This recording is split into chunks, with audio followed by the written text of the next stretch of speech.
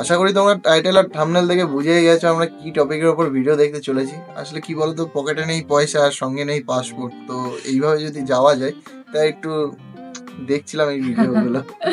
সেটাই ভালো লাগে দেখতে, কারণ দুই দেশের মানুষ যখন পাশাপাশি কোনো তার কাটার বেড়া ছাড়া থাকে তখন তারা কিভাবে জীবন কাটায়, তো সেই গল্পটা বা সেই জিনিসগুলো দেখতে শুনতে খুব ভালো লাগে। আগের দিন একটা জায়গা দেখেছিলাম, আজকে একদম আরেকটা জায়গা।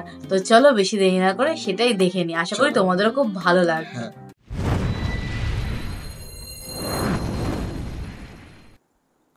বাংলাদেশের একটা স্থাপনা আর এই হচ্ছে বর্ডার পিলার। তো ভাই আমি এখন কোথায় আছি, ভারতে না বাংলাদেশে? আপনি ইন্ডিয়াতে, ভারতে আছেন আর আপনি বাংলাদেশে।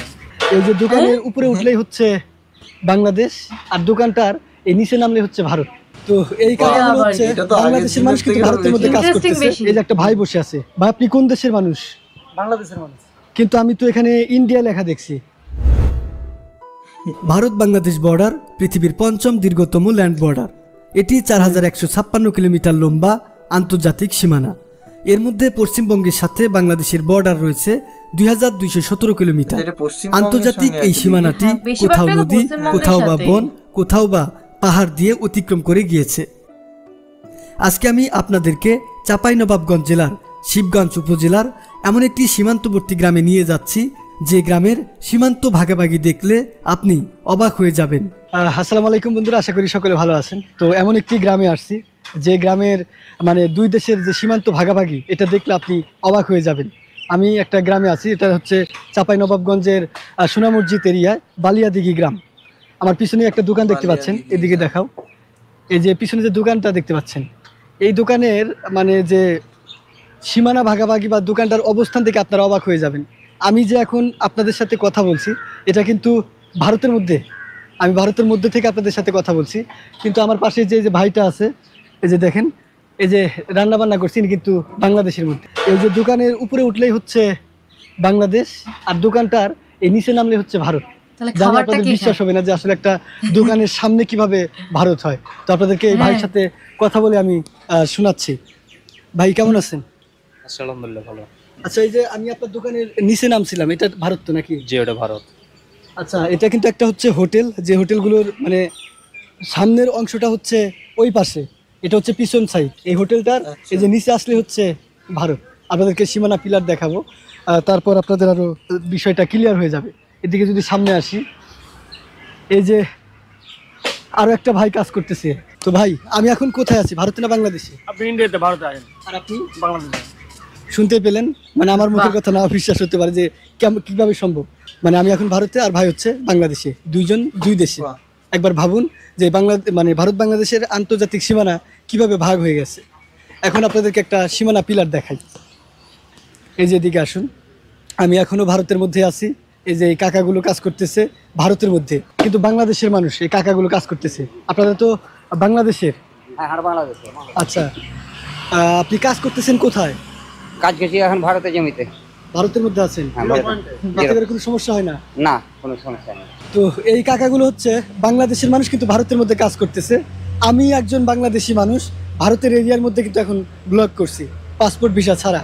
আর আপনাদেরকে যদি দেখাই, আমার পিছনে যে স্থাপনাটা দেখতে পাচ্ছেন, এই ওয়ালটা, এটা কিন্তু হচ্ছে বাংলাদেশের একটা ওয়াল বা বাংলাদেশের একটা স্থাপনা দোকান। আর এই হচ্ছে বর্ডার পিলার, অর্থাৎ আমি এখন ভারতের মধ্যে। এই গ্রামটাতে আপনি কখন কোথায় ঢুকে যাবেন আপনি নিজেই বুঝবেন না। আমি এখন ভারতের মধ্যে আছি। এই যে একটা ভাই বসে আছে, ভাই আপনি কোন দেশের মানুষ? বাংলাদেশের মানুষ। কিন্তু আমি তো এখানে ইন্ডিয়া লেখা দেখছি।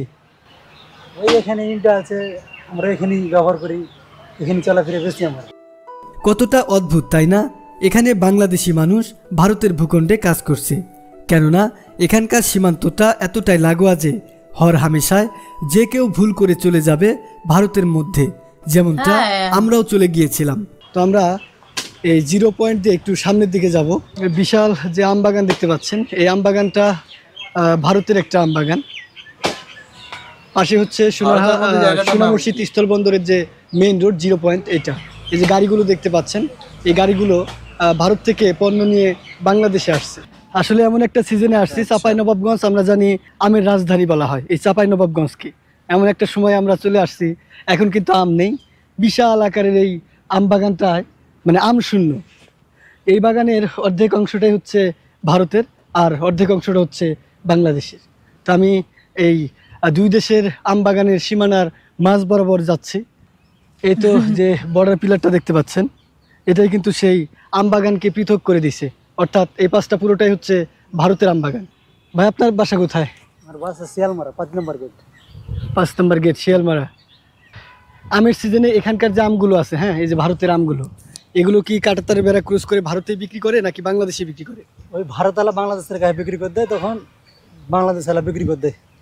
আচ্ছা, টেন্ডারের মাধ্যমে? হ্যাঁ, টেন্ডারের মাধ্যমে। আচ্ছা, যেহেতু বর্ডার এরিয়া, এখানেই দুই দেশের পণ্যের মধ্যে বাণিজ্য করা হয়, যেহেতু একদম বাংলাদেশ এরিয়ার মধ্যে হচ্ছে, মানে বাংলাদেশ এরিয়া ঘেঁষে হচ্ছে এই আম বাগানটা, তাই এখানকার যে আমগুলো আছে ভারতের মানুষজন মানে বাংলাদেশেই বিক্রি করে, এগুলার কাঁটাতারে বেড়া ক্রস করে ভারতে নিয়ে যায় না, টেন্ডারের মাধ্যমে বাংলাদেশে বিক্রি করা হয়। আমবাগানের একটু দূরেই রয়েছে কাঁটাতারের বেড়া। তো বন্ধুরা, আমরা সেই চাঁপাইনবাবগঞ্জের সোনা মসজিদ স্থলবন্দর এরিয়াতে ঘোরাফেরা করছি। এখানকার যে বালিয়াদিঘি গ্রামটা আছে, এখান দিয়ে ঘুরছি। এই গ্রামের আপনি ভারত বাংলাদেশ ভাগ করতে বা কোনটা ভারত কোনটা বাংলাদেশ, এটা কিন্তু বোঝা আপনার মুশকিল হয়ে যাবে। এই যে একই আম বাগান দিয়ে হাঁটছি আমরা, এটার এই পাশেই কিন্তু বাংলাদেশ পড়ে গেছে, আর এই পাশটাই হচ্ছে ভারত। আমের সময় আসলে এখান দিয়ে প্রচুর পরিমাণ আম ঝুলে ঝুলে থাকতো, আমরা পাকা আম কিন্তু খেতে পারতাম। বালিয়াদিঘি গ্রামে সোনা মসজিদ স্থলবন্দর অবস্থিত।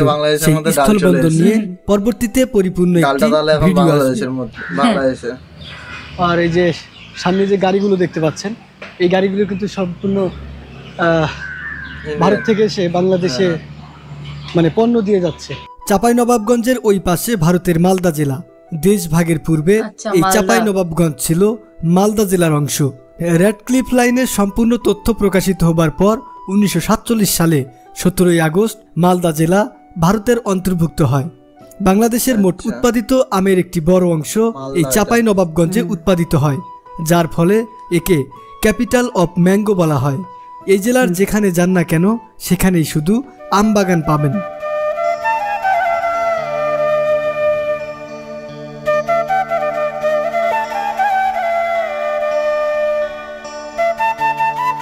বাহ, হেবি সুন্দর লাগছে কিন্তু দেখতে। কেউ বুঝবে এখানে কোথায় ইন্ডিয়া আর কোনটা বাংলাদেশ?